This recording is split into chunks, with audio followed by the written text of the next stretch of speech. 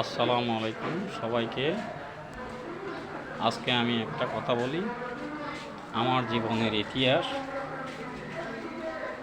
আগে ছোটোখাটো একটা কাজ কাম করে খাইতাম, দিনে আনতাম দিনে খাইতাম। তখন নিজের আত্মীয় পাড়াপড়শি কেউই আমার জিগায় না, ভাই বোন মা বাবা সবাই।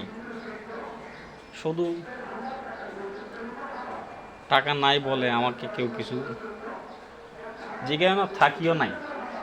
এখন মনে করেন আল্লাহর রকম আমার এই দোকান ব্যবসা বাণিজ্য আছে, এই হিসাবে আজকে সবাই আমাকে খুবই ভালো আনন্দ আপ্যায়ন। গেলে অনেক সময় আগে চা দিতেও মনে করেন একটু কষ্ট হইতো, এখন গেলে আপনার অনেক আপ্যায়ন করে, শুধু টাকা আছে। তো আমি এটা বলি না, আমি বলি যে যাদের টাকা পয়সা নাই ওদেরকে একটু চেষ্টা করবেন আপনারা, একটু ব্যবসা বাণিজ্য কিছু ধরাই হেল্প করি ওরে উঁচুতে তোলার লাগে।